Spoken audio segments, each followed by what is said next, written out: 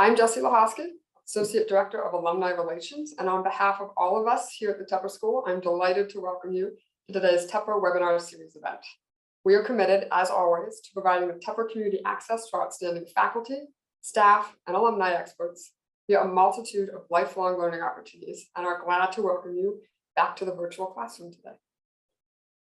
We do have just a few updates to share before we introduce today's speaker.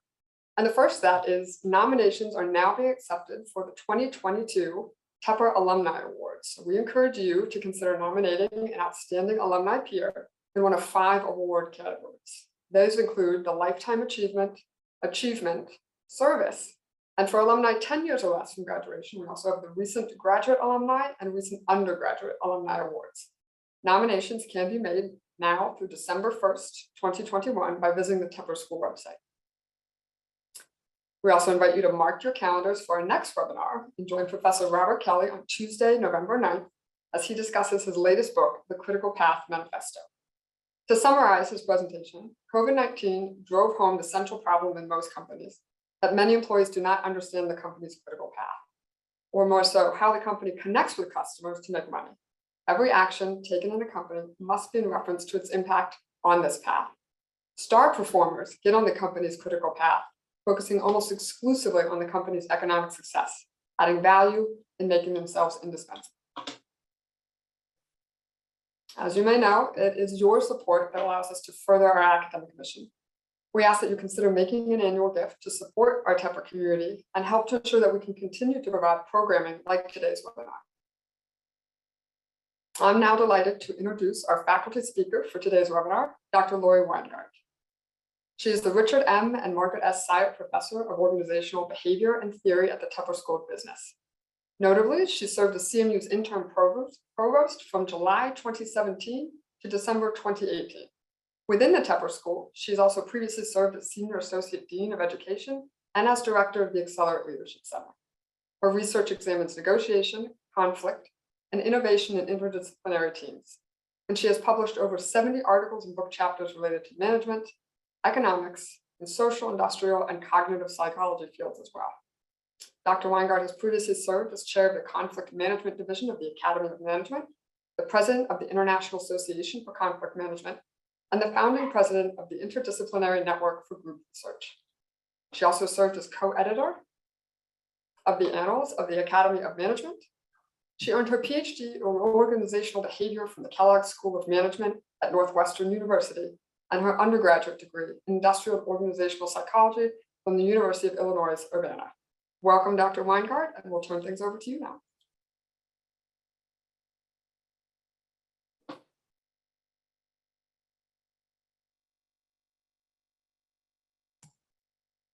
Great, thanks so much. It's wonderful to see everyone here today, virtually. I hope everyone is well. I wanted to take the time that was allotted to me to share a little bit about the art and science of negotiation and sharpening your skills. I imagine that many of you, when you were here, took a negotiation course. I'm sure that you had many opportunities to negotiate since then. And hopefully what you learned here has been helpful for you in your career and your personal lives. But what do you remember? Most likely it's the role play exercises and any lessons that you learned the hard way. It might have been the importance of knowing your reservation price, your target or your BATNA, the difference between positions and interests, the challenges of getting what you need, or the agony of being misled or taken advantage of. So today, my goal is to reinforce what it takes to be an effective negotiator and address some of the issues that you face when you're negotiating in today's workplace. Right, there are many common mistakes we make when negotiating. We leave value on the table when there are better agreements out there for both of us. Maybe you remember the story of the siblings in the orange, where they suboptimally split the orange in half, when both would have been better off having one take the fruit for its juice and the other take the rind for a cake that she was baking. They didn't know each other's interests, so they missed out on a better opportunity. Or we might sometimes overbid or accept too little if we don't know the market value of the object of our negotiation. Like the time you made an offer that was immediately accepted, and it's not a good feeling, is it? Now, we sometimes turn down an offer with the belief that we should be able to get something better when there really is not anything out there. Or we agree to an offer that's worse than our other options because we may feel obligated to agree after having spent so much time in the negotiation. So each of these mistakes result from having inadequate information about your interests and constraints, or your partner situation, and any other options that might be available to you. So what I want to do is talk a little bit about the fundamentals in terms of avoiding these common pitfalls. I'll spend a little bit of time on that, and then we can talk about some more complex issues. And I'll focus on, again, thinking about your strategic goal, that the importance of preparation, and being intentional about your negotiation strategies and tactics. All right, so let's start with the strategic goal. Negotiators face a strategic dilemma, right? And the question you always need to ask yourself is, what are you trying to maximize and how will you achieve it? Most often, negotiators are trying to get the best outcome for themselves, but not at the expense of your integrity or your reputation. So the most effective path to doing that is creating as much value as possible so that there's more to go around. That is, by finding creative solutions and creative ways to expand the pie, each piece will be bigger. Okay, so that seems straightforward. The problem is that the value that you create has to be claimed, and the value that you create must be claimed. So it's not an option of doing one or the other. You have a dilemma because you need to use different approaches or strategies to expand the pie versus claiming a big piece, right? So the question, of course, is how do you create value without leaving yourself vulnerable? And how do you claim it without impeding creativity? Right, so that's your dilemma, and that's the dilemma that you face daily. And I want to remind you how to balance those two, because most often the questions I get are, how do I claim more value without thinking about the bigger pie? Or how do I not give away the farm in my negotiation? How do I not get taken advantage of?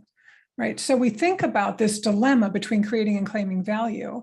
We need to think about the strategies and tactics that we use, right? So to claim value, we focus on our own needs at the expense of others. We keep information close to the vest. We argue for what we want. We try to gain concessions on issues from the other party. And we make our own concessions strategically, right? We're very focused on this win-lose mentality, right? We're searching for solutions that meet our own needs. In contrast, to create value, we first focus on the problem to be solved, what the parties need and why, and then search for creative solutions and trade-offs that allow us to meet our goals simultaneously. So this is often referred to as win-win negotiating, right? And sometimes we see critiques of win-win negotiating as being naive, right? That if we go in with a win-win approach, we're going to get taken advantage of. Those are serious and real concerns. And a good negotiator is aware of that, and approach needs to balance the two aspects, right? Our goal is to create value and claim a big piece simultaneously. Right? We need to do both. The problem is that one process interferes with the other. It's very hard to create value while keeping control of your own information, right? So this is what I want to focus on a little bit, and how to do this. And the bottom line is that the best way is to stay focused on your interests, right? Focus on not just what you want, your position, but why you want it, the underlying reasons. And you can use value claiming strategy to ensure that your interests are met. That is, once you've expanded the pie, get a nice big piece of it. So how are we going to do that, right? So another fundamental that I talk about constantly is the importance of preparation, because your power in a negotiation is information. And you get information before the negotiation, and you get information during the negotiation. So while we often skip the step of preparation, it's time well spent. Okay, it gives you, it helps you assess the value of the options that are presented to you, and then respond with good offers of your own. So consider this to be the first phase of any negotiation. Never walk in cold. Okay. You can look to external standards and comparisons, and the more information you have at your fingertips, the more confident you're going to be. Now I'm going to show you what are those 3 key pieces of information you need, and this should look familiar to those of you who have studied negotiation or taken the class. What's the first thing I'm going to say? I wish I could see you all so I could, see in the chat your responses, but 3 key pieces of information, right? The first one is your BATNA, right? Your best alternative to a negotiated agreement. This is the thing that you may or may not pursue if the negotiation at hand falls through, but this is an external alternative. So what will you do if you can't reach an agreement outside the negotiation? Remember that your BATNA is your most important source of power in your negotiation because it determines your reservation price. This is the point inherent to the negotiation at hand, that the point at which you'll walk away. This is the bare minimum that you want out of the negotiation before you'll walk away rather than seal the deal. It's like your point of indifference, right? Your reservation price should be and is largely determined by your BATNA, but they're not the same thing. Your reservation price is equal to your BATNA plus or minus some idiosyncratic transaction costs, right? So you want to keep in mind that there are both quantitative issues and qualitative issues that will come into play. The third piece of information is your target. This is what you hope to achieve. It's your ideal. Your target can help you determine your opening offer. If you ask for less than you hope to achieve, you'll never reach your goals. Remember that your opening offer will serve as an anchor for the negotiation. So a little bit of advice. Never go into a negotiation without a clearly defined reservation price. Be sure that it represents the point at which you'd walk away. Think deeply about your preferences and priorities. And if you don't have a clearly defined reservation price, remember that you run the risk of walking out of a negotiation worse off than if you had made no deal.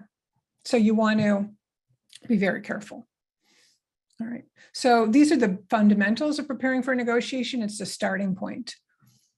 A second component of planning and preparation is to take your counterpart's perspective, to look at the situation from where they're sitting, okay? Do you have any information about their BATNA? Can you guesstimate what the reservation price or their target price is? Again, do your best to figure this out. You can do this before the negotiation by considering the role they're in, the constraints they might face, but you also can do this during the negotiation by asking questions and trying to get more information from them, right? So you can do it while you're developing your relationship. Maybe you go out to dinner with them, you learn a little bit more about what their concerns out, take the opportunity to sit in their seat or walk in their shoes. And then as you're gathering this information and thinking about your strategies and tactics, create a planning document that can be updated as new information arises, right? This seems like all common sense, but you'd be amazed at how often people skip this stage because they don't think they have the time. But the time is often well spent and it pays off. Okay. The third point I want to make here is being intentional about your strategies and tactics. Again, remember I listed a whole set of claiming versus creating value strategies. If all you want to do is claim value, the negotiation is purely one of distribution, maybe over a single resource, then relying on claiming value tactics makes sense. But more often than not, there's integrated potential for joint gain. And your job is to get the information on the table you need to discover it. So how do you do that? How do you get information from the other side? Fundamentally, it's about showing that you want to find a mutually beneficial agreement and that they can trust you not to take advantage of them as they open up. So how do you do that? Well, here are some do's and don'ts, right? A major thing to do is to ask open-ended questions to gather information and to signal your interests. Asking questions about what they want, how you could reach the goals, what their deadlines are, and so on, gives them an opportunity to answer your questions and elaborate. Stating what you think they want is a way to check your understanding, but typically all you'll get then is a yes/no response, and it doesn't elicit the sharing of additional information. When you're asking questions, ask questions that show concern for their other side and consult with them about their reaction. So if you're going to put an offer on the table, when you do, ask them, what do they think about it? How do they feel about it? Before you ask them to throw a counter offer at you, you'll learn quite a bit about their reactions to an offer or a position that you hold or a concern that you have if you ask them an open-ended question. These are much more effective than asking questions that are trying to, these gotcha questions that are trying to box them into a corner. Like, here's how I see the situation. Don't you agree? Are these the only terms that you'll accept? Right? That can put someone on the defensive and box them in. So more open-ended questions are more effective in that regard. Again, this is an exercise in data gathering. So you want to be quiet and listen and allow them to elaborate rather than talking all the time without giving the other person a chance to speak. Negotiators often think that the more they talk, the more persuasive they're going to be. But actually, what research shows is that silence can promote deeper thinking and improve joint outcomes, especially when there's a possibility of joint gain. So allow the other side and yourself to process the information that's being shared and think deeply about its implications. A little bit of silence can actually be effective. All right. Now, when we talk about sharing information, of course, you don't want to leave yourself vulnerable. So you need to, on the one hand, you need to share information to gain it, and you build trust through the reciprocation of information. Right. So that is very helpful, especially information about interests and priorities as opposed to positions and demands. Right. So there's one way to share and exchange information is through the direct conversation about what you want and why you want it and what's most important to you. But if you're not at the point of having the trust of the other side, you can signal your interests indirectly through the offers that you provide or your reactions to their offers. You can be more indirect. Remember that reciprocity is a powerful norm in life. If you reveal your interests, you increase the probability that the other party will disclose theirs. But do not share more information than the other party is willing to reciprocate. Because once that information exchange becomes imbalanced, you leave yourself vulnerable. So this is the idea of balancing creating value and claiming it, right? You don't want to put yourself at a disadvantage. So those are the fundamentals that I wanted to start with today. A few other points I want to raise before we open it up for Q&A. All right. So there's a few contemporary questions that I often get that I wanted to touch on as we kind of move into our discussion session. So one is, we're working remotely more. I mean, I'm sitting in my home office. You're probably working from home, many of you. Negotiations that you used to do in person, you might be doing through different technology. So what do we know about the use of technology? So I'll start with that. And then if we have time, I'll talk a little bit about using personalized, thinking about negotiating some personalized work arrangements, given the new way of working. Okay, so a big question I get is about the benefits of or problems with negotiating remotely versus face-to-face. So there's pretty good evidence out there about this issue. Here's the takeaway. Seeing, hearing, and negotiating in real time is beneficial when you don't know your party and you don't know their motives. So if you're negotiating with someone who is a new negotiation partner, the relationship is more neutral. The more communication channels you have, the better. Seeing the other person, hearing the other person, and synchronous means going back and forth very quickly, provides a lot of information and helps you learn about the other side. Okay. Interestingly, seeing, hearing, and negotiating in real time don't make as much of a difference if you and your partner are both cooperatively motivated. That is, you both have high concern for each other's outcomes. You've met before, maybe you're friends. You can lose one of the channels. So maybe you can negotiate over the phone or over text or email in cooperative settings. You can pull back on one of these or two and you'll be okay. However, seeing, hearing, and negotiating in real time can actually be harmful to you and your partner when you're competitively oriented. Harmful in the way that when you reduce or when you have a quick back and forth, when you have verbal and visual cues, it's a lot easier to try and dominate the other side and be more competitive.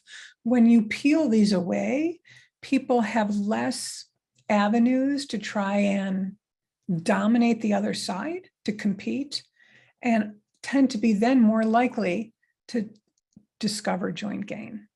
So if you know it's going to be a highly competitive situation, you may be better off using a less rich medium like email or texting.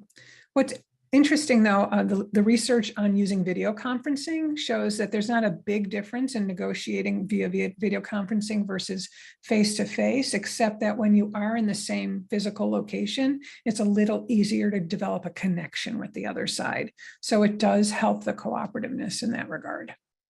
Okay. On the other hand, when people are very competitively oriented and you're face-to-face in the same room, people can use dominant strategies like trying to intimidate you physically by leaning in or just making you feel uncomfortable. So again, keep that in mind as well. A point I want to make about email, though, is that we're not very good at conveying and interpreting tone in text. So we tend to overestimate our ability to convey tone. All right, we think we're going to be pretty accurate, but in actuality, we're not. Okay. And when people receive emails, they overestimate their ability to accurately interpret tone of others. They expect their accuracy, in this case, to be about 90% of the time. But in reality, it's not better than chance, if less, it's about 50%. Okay. All right. I have a couple minutes left. I want to talk about one other thing I often get asked about in today's contemporary work environment. That is, can I negotiate for unique work arrangements, or what Denise Rousseau, our colleague at the Heinz College and at Tepper, calls ideals or idiosyncratic deals. So ideals, common examples are asking for higher pay or working from home, unique work hours, and so on. But ideals are about more than money and work hours. They can be about how jobs are structured, how work is done, capitalizing on the uniqueness of individuals and their interests, their skills, and their needs. So expatriates sometimes, we know some stories of an expatriate who bargained to move their horse and their grand piano to an overseas assignment. Office workers negotiating the elimination of filing interim reports that took a lot of time and instead using monthly check-ins with their managers, or reassigning less attractive tasks to others who could benefit from doing them. There's one famous ideal which allowed a university to hire a prominent husband and wife research team and her ex-husband with whom she shared custody of her young children. So being open and creative makes novel deals possible, solving problems for employers and employees, right? So how can you increase the odd that your manager will say yes if you ask for something unique, right? So again, you want to put yourself in their shoes and think about how this will affect your relationship with the organization. So will the arrangement make you a more valuable employee? Think about your skill development, maybe increasing your efficiency, your ability to reduce your distractions and stress. A second question is, will it put a burden on others? If it does, then it will be hard to accept by your manager, right? Is this something that could be accommodated within standard HR policies with a little creativity? So if your request is less disruptive, it's more likely to be accepted. And a good litmus test of this is whether the organization would be willing to make it public.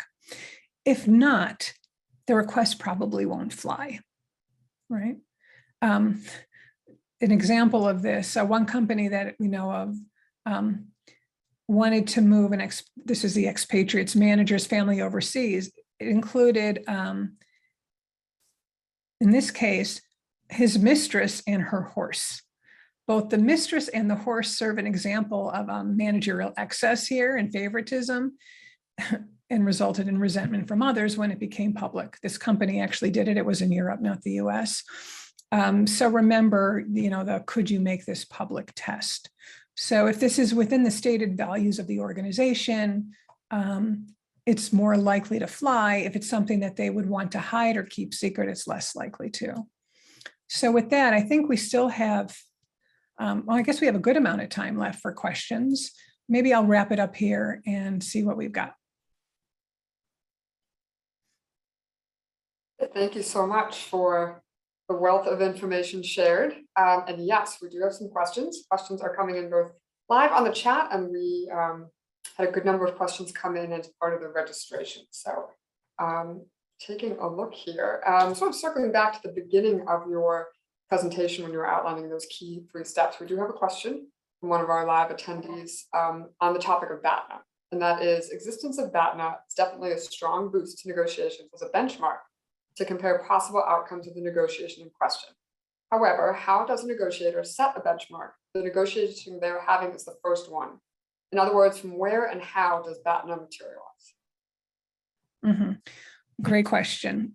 Thanks. So a BATNA is not just, can come from many different sources, not just your prior negotiations or alternatives, but it can also come from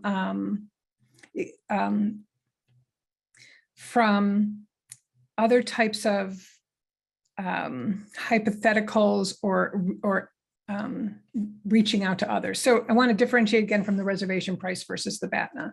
So their question is, what if you don't have a real BATNA? One doesn't exist and you cannot generate one, right? So in that case, then you can think about what some people refer to as a ghost BATNA, the what ifs, right? And if you need to do a what if, like here are some external standards or alternative arrangements I know have been reached by others in the past, so I can expect to get that from somewhere else. You can use that with a probability assessment of the likelihood of getting it. So you need to do a little bit of homework in that regard as well to look at those external standards or benchmarks. But again, the best advice is to take a pause and go out and simultaneously try to develop alternatives. This works in some transactional settings. You can look for another supplier, another buyer, another retailer, or depending on the exchange. But if you're negotiating the resolution of a conflict or a dispute, there's really no one else you can go to. So it's no longer your BATNA that you're talking about. Now it's what some people refer to as your WATNA, or your worst alternative to a negotiated agreement. So what happens if you don't reach an agreement? What's the worst thing that could happen? How can the other side harm you? And keeping that in mind is also important. And another question comes in, I think that dovetails nicely with that, is Also, if someone has multiple negotiations lined up, is there a way they can order them so as to improve overall set out outcomes? For example, what negotiation would be good for possible bad now? So this is about ordering negotiations when you have multiple. Yes, and I think you even touched on it a bit, as you mentioned, maybe, your best alternative exists outside of that current negotiation. So if someone already knows, I think I'm reading that correctly, if they've got multiple negotiations they're working through, how best to prioritize. Yeah, right. So some of my answer to this depends on the relationship with the other parties and if you were potentially have ongoing relationships with both of them. So if you think about it in the context of a job offer, right? You have multiple offers coming in and you're trying to negotiate them simultaneously. You want to get information from both without committing to either, so that you don't harm the relationship in any way, past, present, or future. Generally speaking, if you have one that's stronger and one that's weaker, start with the weaker one, build that up as much as you can, see if you can get it to leapfrog the stronger one, and then go back to the stronger one. That way, you're not doing as much back and forth. That will require one iteration versus many. So again, you don't want to go back to the well too many times when you have multiple offers, unless you're in an environment where bidding and there's a large marketplace where you're expected to do that. Switching gears a little bit we're getting a few questions on a little more on the troubleshooting side. What if things start going not as you had hoped? So one question we had prior to the webinar was how to negotiate or convince someone with very strong beliefs to see the opposite side of an issue or even acknowledge that there is another side. Yeah, thanks. This is a tough one. So, the general advice would be to understand their interests and figure out why they're so resistant. When people become intransigent, it's usually the case that their fundamental values are being violated, or there's a deeper issue that's not being acknowledged. So trying to understand why they feel threatened, how they feel threatened, what's closing them off. There's a lot of people writing right now about how to convince people to get vaccinated when they're hesitant, to wear masks. And there's an inundation of information that may be false or misleading. So there's the informational level, but what the research has shown is that trying to convince someone to change their behavior takes a lot of time, and coming at them by telling them they're wrong puts them on the defensive. So it's a combination of information but understanding what their concerns are, what's driving them, and customizing your message to their interests. So again, it's very much about asking questions, about letting them share concerns, and so on. Now, there are some issues where fundamentally there is no overlap of interests. We'll never agree on this point. And in those situations, it's better to put those issues aside and find a level at which you can agree, whether it's a way to handle a situation, to let a disagreement remain a disagreement, but not sour the relationship, if this is something that you value and want to continue.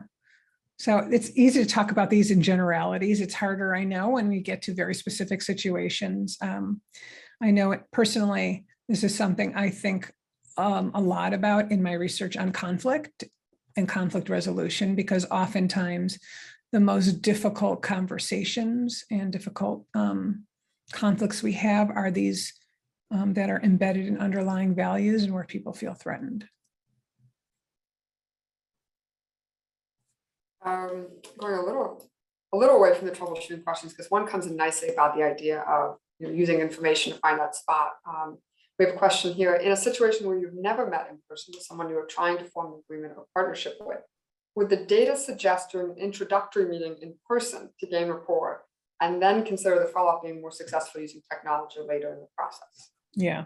The general answer to that is yes. I mean, I think your intuition is a good one, that if you can make a connection face to face, this applies to work teams just as much as it does to negotiation.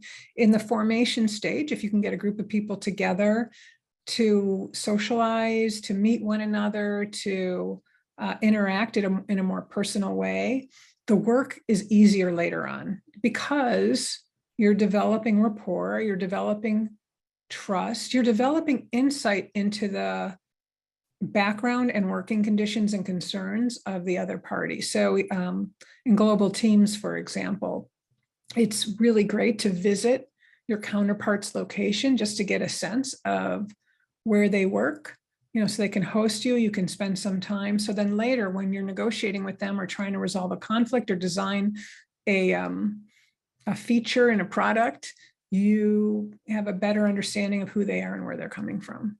So yes. In negotiating transactions, the same would hold. I'm trying to think if I know of a specific study that looked at those things over time. I can't think of an explicit one. Most of what I know in this area is focused on work groups who negotiate. Moving to another question that sort of takes that rapport building to the next level, I find this one to be interesting. How would you handle a situation where you've developed trust and a commitment from a negotiating party? You have invested a significant amount of time helping them formulate the problem and potential solutions. At that point, they say they are no longer interested in committing. How would you save the negotiation? So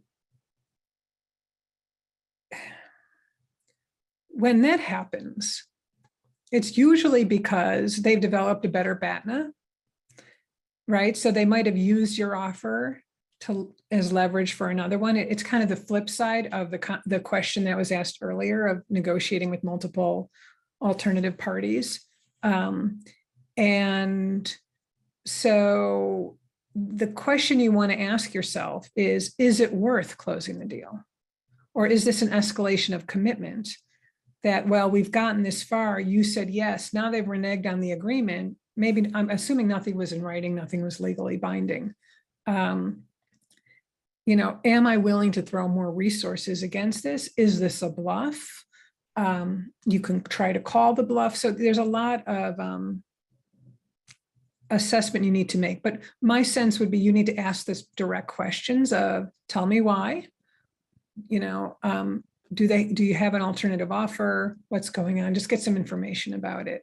And then if you know your resistance point and your target and you have an idea of the bargaining zone, then you can make an informed decision of whether it's worth throwing more resources at the problem or being creative and adding a new issue into the mix, right? So we can go back to creative problem solving. But first you have to figure out where is the grass greener for them? And then what is the best way to respond in a way that hopefully isn't just about giving up or making concessions, but still trying to find the creative problem solving solution. No one likes being taken advantage of, or no one likes their offer being used as leverage for another, but it happens often enough. I guess the other flip side of this is this a person you'd want to negotiate with again, and would you be willing to? Many times when this happens, people feel like their counterpart has reneged on an offer. The relationship is soured.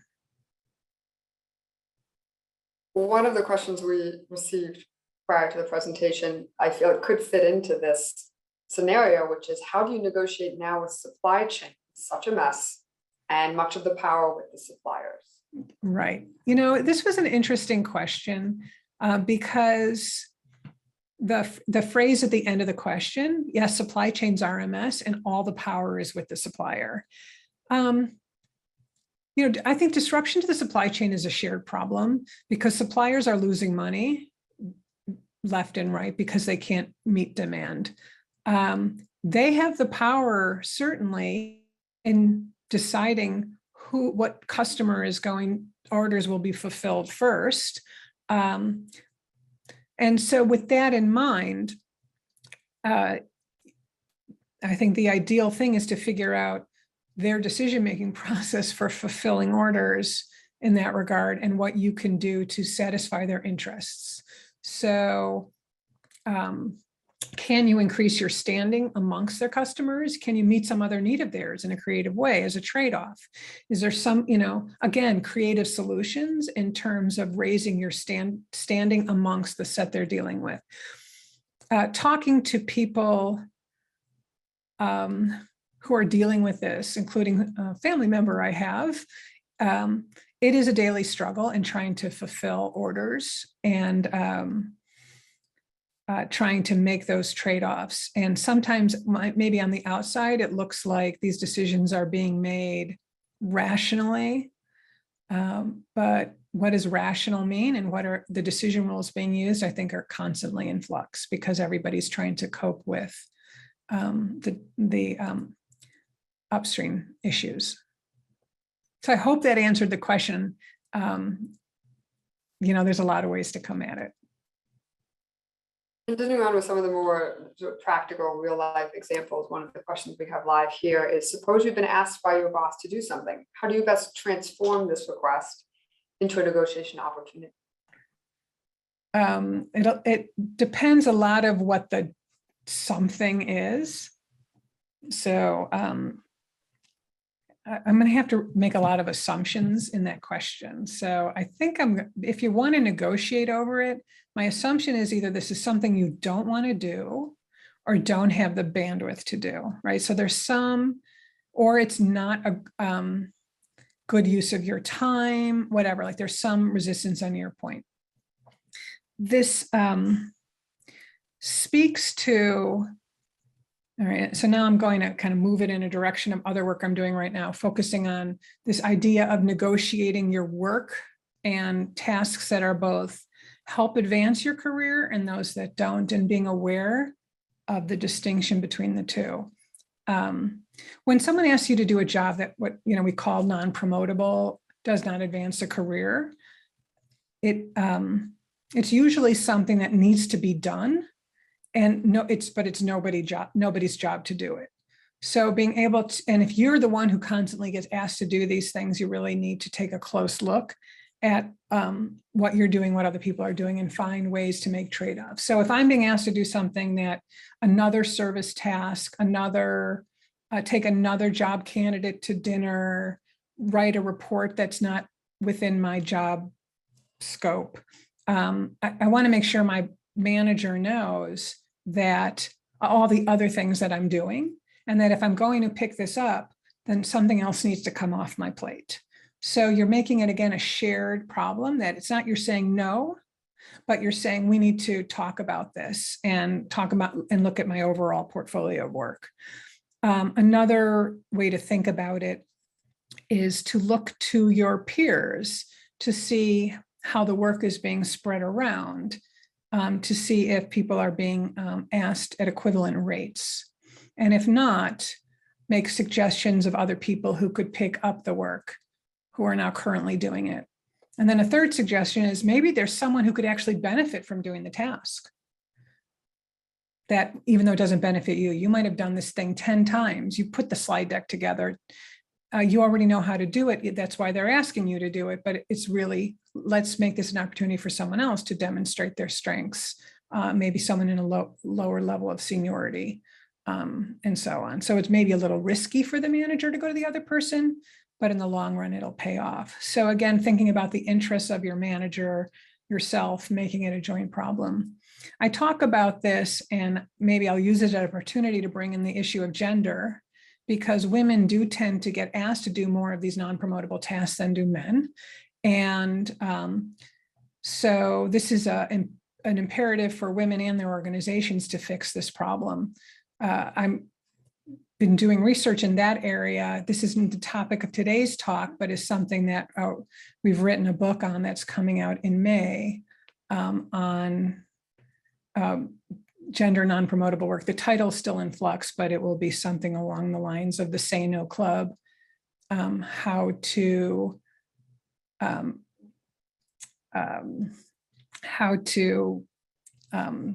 fix the distribution work, but that's not the title. Anyway, bottom line is you can negotiate these things. You need to negotiate these things. And especially the women in the audience need to be careful about saying yes to things that they maybe shouldn't be doing more of. Keeping with the theme of negotiating at work, we have a live question. How do you best negotiate your next promotion or pay raise in your current role without being impacted negatively? I couldn't hear you. Could you repeat that again? Oh, sure. How do you best negotiate your next promotion or pay raise in your current role without being impacted negatively? Oh, so this issue of backlash? Is this question That's coming? how yes, Yeah. it's a live question. And sort of keeping with that theme of negotiating at work. I read it as next promotion or pay raise without the fear of you sort of getting a no, and then maybe things get worse for you if it doesn't go Okay. your way. Right. So when asking for a pay raise or promotion, you want to, just like everything else, make the case, right? You're making the case for why you deserve the promotion. And interestingly, if you can't make that case, you shouldn't be asking. But many times people who are less confident in their own abilities are uncomfortable, or maybe uncomfortable making the case on their own behalf. So the advice I always give first is pretend you're doing it on someone else's behalf. Make the case for that pay raise or promotion as if it wasn't you. And with that framing, it's much easier to think objectively about your contributions to the organization. If you make a request instead of a demand, you're again making it a joint, you're welcoming your boss into the conversation instead of making it a battle. And it's easier for them to both say yes. And if they have to say no, how they can work with you in order to ensure you're on the right path towards that next promotion or pay raise. This is also an opportunity for them to learn more about your contributions, because I think as workers, we think our bosses know all about what we contribute to the organization when they don't. They just have a narrow view. We have a couple of questions really related to the topic of other sources of information on negotiation. So one person asks on a specific book, what is the number one thing that you agree with and disagree with, and never split the difference if you have read it? Oh, Chris Voss's book. I haven't read the book. I've seen his presentations on it. And he comes across as being really provocative, but actually he's not. Like, I do like his message, but he communicates it in a way that makes it sound like he's shaking things up. But what he's doing is clarifying. He does he makes 2 points, right? One is several points, but 2 that actually came up ahead of time, and maybe it's the same person who asked the question, is develop relationships so that you learn more about the other side, right? And kind of the subtext to that is don't spend too much time planning, because you don't know what the other side wants until you talk to them. I think that's good advice. You need to get information about the other side. And if you do too much preparation ahead of time, you could lock yourself into a position that doesn't incorporate their perspective. So I think that's reasonable advice. Another piece of advice is win-win negotiating is risky, because it leaves yourself vulnerable. That's exactly the message I teach and my colleagues teach, which is you have to balance creating value and claiming it. Creating value is what we call win-win negotiating, but then you have to divide the pie. And you need to protect yourself, because your opponent, your counterpart, might be just trying to claim. And if you're trying to create while they're trying to claim, you're going to put yourself at an information disadvantage and leave yourself vulnerable. So again, very much in line with this idea of having to create and claim value simultaneously. Maybe I'll leave it at that. With a few minutes left on the clock, we still have some questions. I'm going to take a chance here and combine our pre-questions and our live questions, but I think they might play off of each other. So the question is, the first one is, how do you recognize when you're at the point where the person you are negotiating with is at the limit of what they're willing to compromise on? Comparing that with the live question is, when is a good time to involve an external professional? I presume that means sort of a third-party negotiator to help you. Okay, so I'm going to treat those actually as separate questions. And I'll ask you the second, I'll remember the second one, I think. But okay, so the first one is, how do you know when you're hitting the limit, that your other party's limit, right?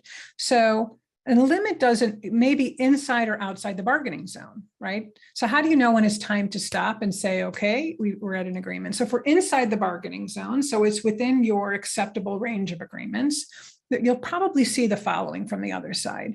First of all, concessions tend to get smaller as people get closer to the reservation price. So pay attention to the pattern of their concessions. They also tend to slow down as they get closer. So you start finding that you're getting more and more resistance. People's language sometimes tends to shift from problem solving to their alternatives. They start talking more about, this is as far as I can go. You may or may not believe them. If they say that at the beginning, I wouldn't believe it. If it comes after, a good amount of time exchanging offers and creative problem solving and some concession making, maybe it's time to believe them.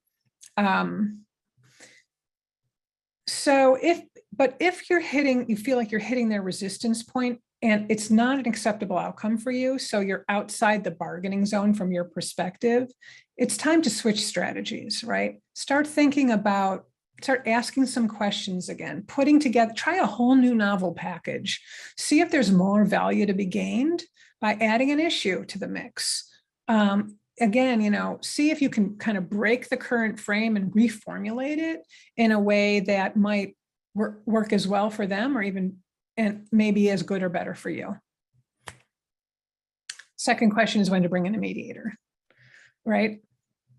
A third party, right? So most people don't bring in third parties when they're negotiating a transaction. It comes in when they're in a dispute that they're trying to resolve and they can't resolve it. And then third parties tend to get used quite often.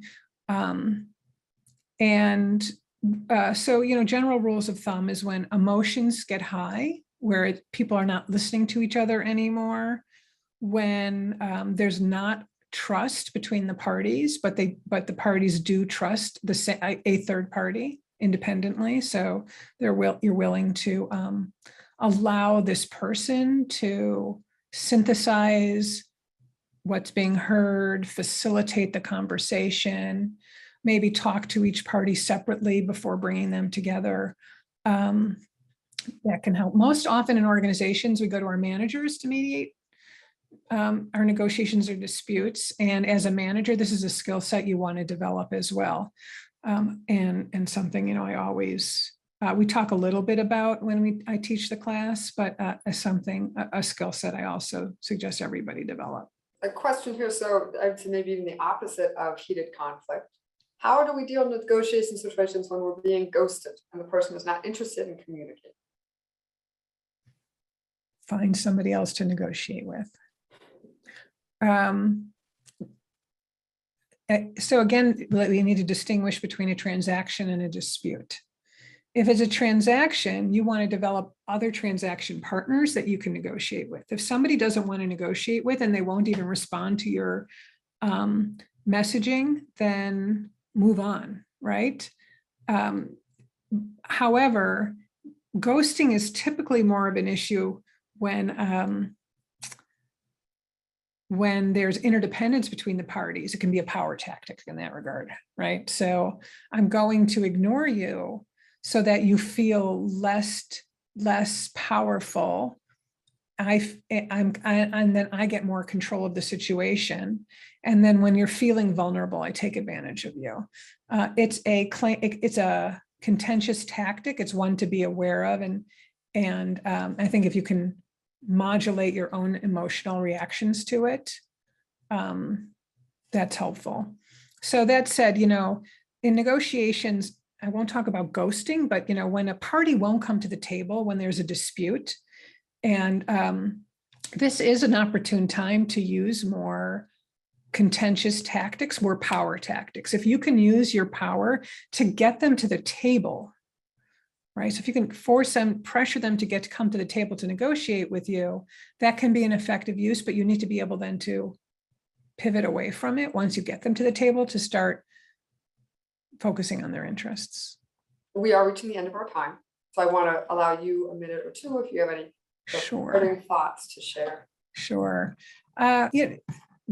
Negotiation skill sets, it's a lifelong endeavor, right? To improve them, to reflect on them. And we talked today about our skills in the workplace. We negotiate, I think I opened with this slide, we negotiate every day in our interactions with our friends and our family. And the better problem solvers we are, the better perspective takers we are, the better tuned in we are to protecting our interests as opposed to our positions. I think the better off our agreements are and our relationships become. So I hope that all the things we talked about today, everyone will be able to apply more generally to their everyday lives. Thanks. Thank you so much. So as we are reaching the end of our hour, I want to once again thank Professor Weingart for sharing her time, knowledge, expertise with us, and answering the fantastic variety of questions on many topics. And to thank all of you, of course, for attending and taking the time to join us today. So from all of us here at the Tepper School, we hope you'll join us again soon on one of our upcoming Tepper or Carnegie Mellon webinars. And take care. Have a great rest of your week.